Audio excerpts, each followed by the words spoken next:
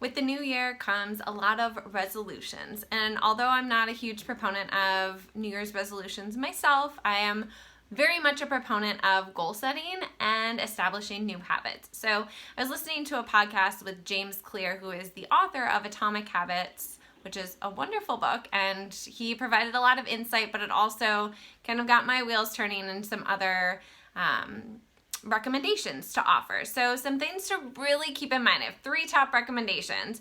One, I love that he states how long it takes to build a habit. And he says that there's a lot of information out there about, I think 60 days was recently shown in one study, but he says, you know what, it takes forever to build a habit, because as soon as we stop doing it, it's no longer a habit. And I think that is so profound, but also so simple, and really something that I encourage you to keep in mind is that if you're looking to build a healthier lifestyle or a happier life or whatever it may be to change your outcomes, then whatever input you are offering is going to be consistent in order to achieve that outcome. Obviously, it can change and shift and pivot, but really keeping in mind that if it's a lifestyle behavior or something that you want to maintain, then that habit is going to take forever.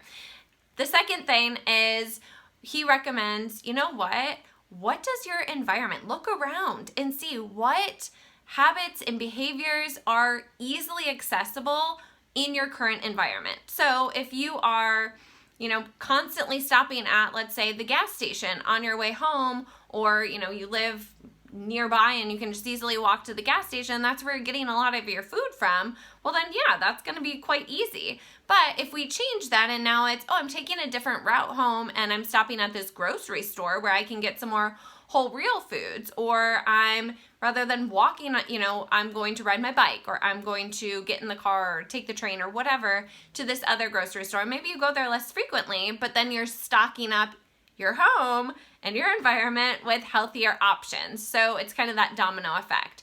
And then the third thing is what I would definitely recommend is making undesirable or less desirable habits less accessible, right? So, a good example is because I do work with a lot of individuals who say, I want to make these healthy changes, but my family members also eat, and they tend to eat, the junk food or whatever it may be that is triggering or tempting for the client.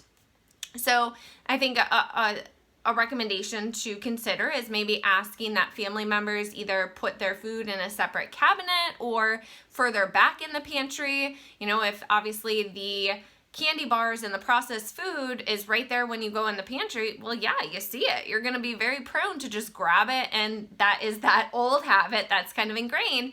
So really saying, you know what, can we just move that back? It's still right here for you guys to consume, but I'm going to put my Lara bars, or I'm going to put my dark chocolate right here, so that's the first thing that I see. So keeping those things in mind, especially as you're getting into the new year and you may have goals or resolutions for yourself, just staying positive and setting yourself up for success. I wish you the best and enjoy the rest of your day.